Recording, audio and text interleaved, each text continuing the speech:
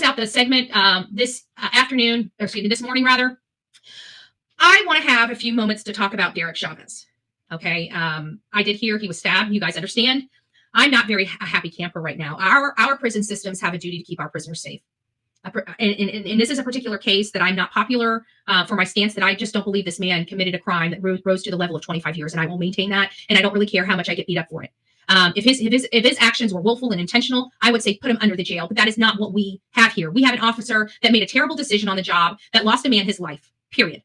Okay, this 25 years nonsense is bullshit, in my opinion. If you really want me to be frank with it, and then you put an officer that made a terrible decision in general population or wherever the hell he was, so he could get stabbed so much so that he is fighting for his life. A man that was dutiful in everything that he did. Did he have some issues? I don't know. I have no idea. Did he make a terrible decision on a job? He did. Thank God every one of us, when we make a terrible decision on a job, it's paperwork. It's a paper cut, right? It's not a life or death situation. Well, that's not the choice that these officers have to make every single day. He was convicted in a court of law, and I have to accept that, and so does everybody else.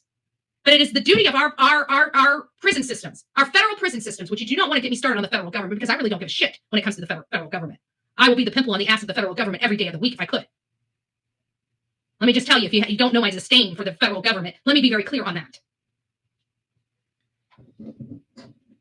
This man had no business being there. He had no business. He was just freshly convicted. He has been, I can't imagine.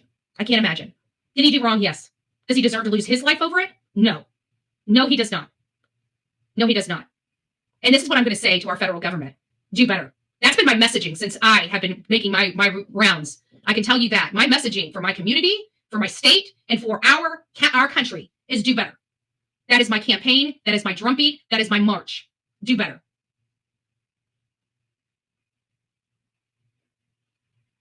I know some people don't agree. Some people think this Derek Chauvin guy is just a horrible monster. Thank God you weren't put in that position. And thank God it's not you. It's so easy to say we would make different decisions. It's always so easy to judge and to have hindsight after the situation is over and done with. But you know what? You didn't have the experience. You weren't there firsthand. You don't know what the hell happened. And even in court, we know that through the pretrial hearings and motions, there's a lot of stuff that was removed from that trial that we will never hear about. I will never condone police violence, ever. I will never condone excessive force.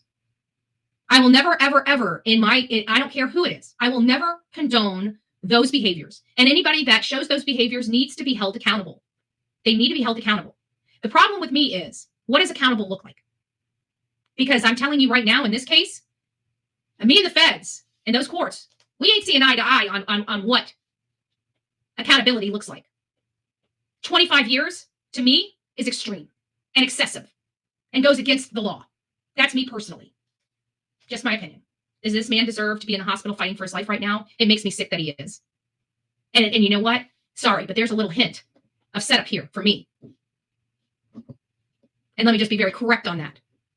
What I'm trying to say is I believe that somebody from that prison intentionally dropped the ball. If I'm not clear enough. Do better. God bless.